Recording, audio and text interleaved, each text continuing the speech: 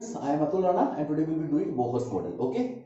So Bohr model के पहले कौन सा मॉडल आया था? रदरफोर्ड का आया था. Today we will be doing Bohr's model. Okay. तो बोहर मॉडल बिल्कुल सिंपल सी भाषा में तुम्हें बता दूंगा, ज्यादा मुश्किल मॉडल है नहीं है. ठीक है. सो बोहर से पहले रदरफोर्ड का मॉडल आया था. ठीक है. तो रदरफोर्ड के मॉडल ने क्या बोला था कि बीच में न्यूक्लियस है, उसको इर्द गिर्द इलेक्ट्रॉन रिवॉल्व कर रहे हैं. ठीक है. उसके इर्द गिर्द इलेक्ट्रॉन रिवॉल्व कर रहे हैं. ठीक है. तो उसमें क्या ऑब्जेक्शन लगा दी थी इन्होंने कि जब भी कोई चार्ज पार्टिकल एक्सेलरेट करता है, ठीक है, चार्ज पार्टिकल के अगर एक्सेलरेट कर रहा है, ठीक है, तो वो एनर्जी इमिट करता है, मतलब एनर्जी लूज करता है. तो धीरे धीरे इलेक्ट्रॉन एनर्जी लूज करेगा, तो एनर्जी लूज करता इलेक्ट्रॉन के पास आएगा. ठीक है. फिर और एनर्जी लूज करेगा घूमता घूमता, फिर और पास आएगा और अल्टीमेटली किस में गिर जाएगा? इलेक्ट्रॉन में गिर जाएगा. रदरफोर्ड ने बोला था कि इलेक्ट्रॉन न्यूक्लियस के इर्द-गिर्द घूमता है. तो साइंटिस्ट ने उस पर क्या ऑब्जेक्शन लगाई कि इलेक्ट्रॉन एनर्जी लूज करता है. When a charge particle accelerates it emits energy. Emits energy का मतलब एनर्जी लूज करता है. तो एनर्जी लूज करता करता अल्टीमेटली कहां गिर जाएगा? न्यूक्लियस के अंदर गिर जाएगा. ठीक है. सो ये ऑब्जेक्शन लगी थी किस पे? रदरफोर्ड मॉडल पे. किस पे? रदरफोर्ड मॉडल पे ये ऑब्जेक्शन लगाई गई थी. ठीक है. अब इस ऑब्जेक्शन को बोहर ने कैसे ठीक किया? तो बोहर ने क्या बोला कि बोहर ने देखो क्या बोला कि न्यूक्लियस, ये न्यूक्लियस है. बोहर ने बोला कि न्यूक्लियस के इर्द गिर्द इलेक्ट्रॉन ऐसे ही रिवॉल्व नहीं करता. Electron revolve around the nucleus in well defined path, in well defined path called as orbits. In well defined path called as orbits. E E E. इसमें 8 होते, पहले में 2 थे, दूसरे में कितने? 1 2 3 4 5 6 7 8. ठीक है. Electron revolve around the nucleus in a well defined path called as orbits. He named this orbital k l m n respectively. ठीक है. ऐसे उसने बोल दिया. पहले में 2 होंगे, दूसरे में 8 होंगे, तीसरे में 18 होंगे, ऐसे करके उसने बोल दिया. तो अब उसने बोला कि जब electron, the energy of this orbits is quantized. Energy of this orbits, orbit के, ऑर्बिट एल या कोई भी शेल बोलते हैं इनको, शेल बोलते हैं, ऑर्बिट बोल देते हैं. Energy of this orbits is quantized. Quantized मतलब इन ऑर्बिट की एनर्जी फिक्स है. ठीक है. And when electron revolve around this orbits it does not emit energy. उसने बोल दिया कि जब इलेक्ट्रॉन इन ऑर्बिट में, क्वांटाइज्ड ऑर्बिट्स मतलब ऑर्बिट्स विद फिक्स एनर्जी, इनमें जब इलेक्ट्रॉन घूमता है तो वो एनर्जी इमिट नहीं करता है, कोई रेडिएशन बाहर नहीं छोड़ता.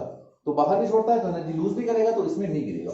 तो उसने रदरफोर्ड की समस्या को सॉल्व कर दिया. क्या बोल के कि इलेक्ट्रॉन जो है वो ऐसे नहीं घूमते, वो ऑर्बिट में घूमते हैं जिनकी एनर्जी फिक्स्ड है, मतलब एनर्जी क्वांटाइज्ड है. और जब वो ऑर्बिट में घूम रहते हैं they don't emit energy. Energy emit नहीं करते हैं, तो एनर्जी लूज नहीं करते हैं, तो न्यूक्लियस में गिरेंगे नहीं. एनर्जी ना तो लूज करते हैं, लूज नहीं करते एनर्जी. Getting the point? तो यहां पे उसने क्या बोल दिया? फर्स्ट पोस्टुलेट कि electrons revolve around the nucleus.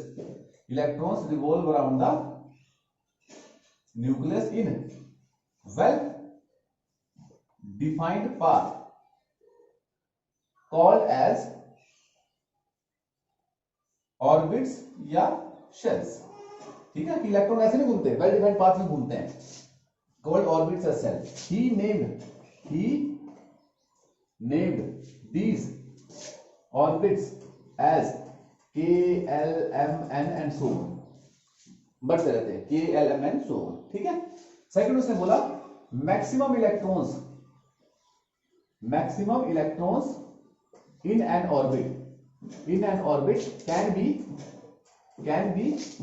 2n square. कि एक ऑर्बिट में कितने इलेक्ट्रॉन हो सकते हैं? मैक्सिमम 2n स्केयर हो सकते हैं. जैसे k है, k में कितने होंगे? k मतलब n कितना 1 है, k मतलब फर्स्ट है तो उसके लिए n 1 है. k में कितने हो सकते हैं? 2. l में n कितना आ गया? n मतलब कौन सा शेल है? l मतलब दूसरा शेल है, तो n की वैल्यू क्या आ गई? 2 आ गई. कितने आ गए? 8. n k l m sorry m आ गया. m में कितना आ गया? 3. तो कितना आ गया? 18 आ गया.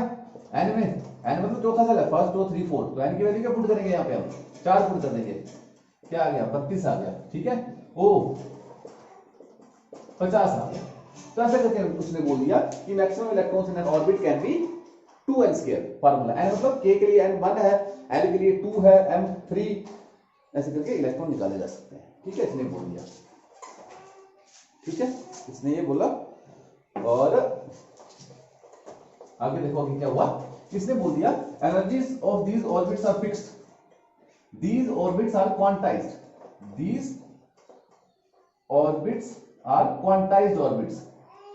These orbits are quantized orbits. These orbits are quantized orbits. These orbits are quantized orbits. Quantized मतलब fixed energy है, means that is they have fixed energy, they have fixed energy, they have fixed energy, ठीक है, इन orbits की fixed energy है। when electrons revolve in these orbits, when electrons revolve in these orbits, ठीक है, it does not emit energy, ठीक है, energy lose नहीं करता है, डज नॉट इमिट एनर्जी का मतलब, या बोल सकते हैं डज नॉट लूज एनर्जी, ठीक है, कि जब इन क्वांटाइज्ड ऑर्बिट्स में इलेक्ट्रॉन मूव करेगा तो एनर्जी लूज नहीं करेगा, एनर्जी लूज नहीं करेगा तो नीचे गिरेगा नहीं। सो रदरफोर्ड का पोस्टुलेट उसने क्या किया, जो उसका ड्रॉबैक था उसने कैंसिल कर दिया, ठीक है। फिर उसने कुछ टर्म्स दी, फिर उसने दो चार चीजें दी, वो तुम्हें बता दो, इतना सा उसका मॉडल था, ज्यादा बड़ा मॉडल नहीं था, उसने दो तीन चीजें बोली थी तरह सा। फिर उसने क्या किया, जैसे एनर्जी दे दी, उसका अगला लिख लो energy, energy of each orbit, each shell की। अब देखो एक इसका मैं बता दूं कि जो मॉडल था वो था कि सिर्फ हाइड्रोजन एटम के लिए था, हाइड्रोजन एटम के लिए, या हाइड्रोजन लाइक एटम, ठीक है।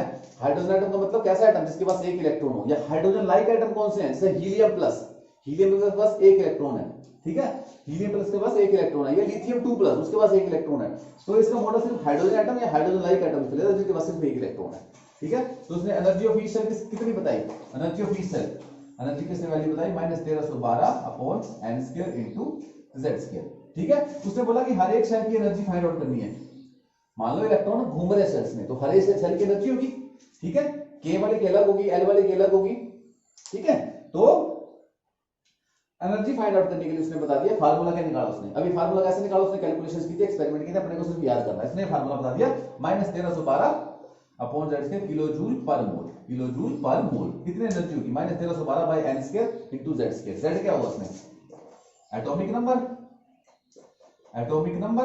अब इसने ये देखो, ये मॉडल इसने किसके लिए स्टडी किया था, सिर्फ और सिर्फ हाइड्रोजन एटम के लिए स्टडी किया था। ये मॉडल स्पेशली हाइड्रोजन एटम के लिए है, जिसका एटॉमिक नंबर कितना होता है, 1 होता है, या हीलियम प्लस के लिए, क्योंकि उसके पास भी कितना इलेक्ट्रॉन है, 1 इलेक्ट्रॉन है, या लिथियम 2 प्लस के लिए जिसके पास भी कितना इलेक्ट्रॉन है, 1 इलेक्ट्रॉन है।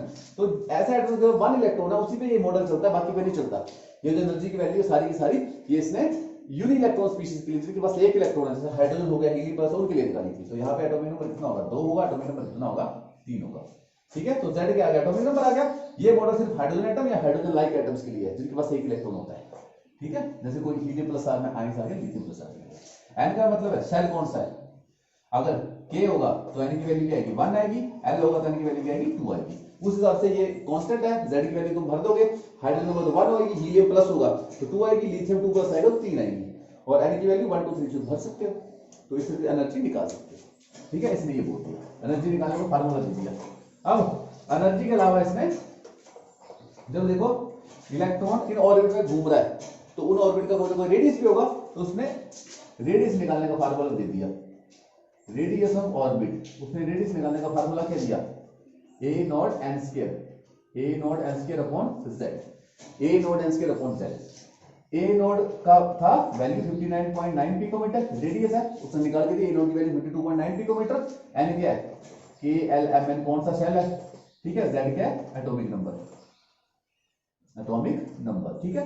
तो अगर तुम्हें मान लो सेकंड शेल का निकालना है कि रेडियस कितना है, तो तुम 52.9 मल्टीप्लाई बाय सेकंड 2 का स्क्वायर डिवाइड बाय z, कि हीलियम है, लिथियम प्लस, लिथियम 2 प्लस है, हीलियम प्लस है, हाइड्रोजन है, उस हिसाब से वैल्यू भर के निकाल सकते हो, ठीक है। रेडियस निकालने का फार्मूला दे दिया। फिर जब देखो इलेक्ट्रॉन घूमेगा तो उसकी कोई ना कोई वेलोसिटी होगी, तो उसने वेलोसिटी निकालने का फार्मूला दे दिया। इसको बोलते थे बोहर रेडियस, a0 को बोलते थे बोहर रेडियस, ठीक है। उसने वेलोसिटी निकालने का फार्मूला दे दिया, वेलोसिटी निकालने का फार्मूला दिया उसने, वेलोसिटी की किस स्पीड से इलेक्ट्रॉन घूम रहा है उसका फार्मूला दिया इसने, v0 into z/n, v0 into z/n। फिर से v0 की वैल्यू इसने कितनी बताई, 2.188 into 10⁸ सेंटीमीटर पर सेकंड, ठीक है। v0 की इसने वैल्यू ये बता दी, और z तुम्हें पता है क्या है, z क्या है, एटॉमिक नंबर है, और n क्या है, kl जो भी होगा, ठीक है। तो इस तरह से वेलोसिटी निकालने का फार्मूला दे दिया। अब ये सारे फार्मूला उसने कैलकुलेट करके दी थी, अपने को ये कई डेरिवेशन नहीं अपने को याद करने हैं, ठीक है। और लास्ट चीज उसने क्या बता दी, लास्ट चीज उसने क्या बता दी कि एंगुलर मोमेंटम, जब देखो तो मोमेंटम होता है, कोई चीज दौड़ती है तो उसका मास में वेलोसिटी नोन है momentum, that is linear momentum. जब कोई सर्कल में रेडियस मोशन में चलेगा उसको बोलते हैं उसका angular momentum. Angular momentum, simple momentum का फार्मूला क्या है, mv, mass into velocity momentum, तो एंगुलर मोमेंटम हमारा एम्बियर, इसको ओमेगा से रिप्रेजेंट करते हैं, ओमेगा, ठीक, ओमेगा से तो एम्बियर।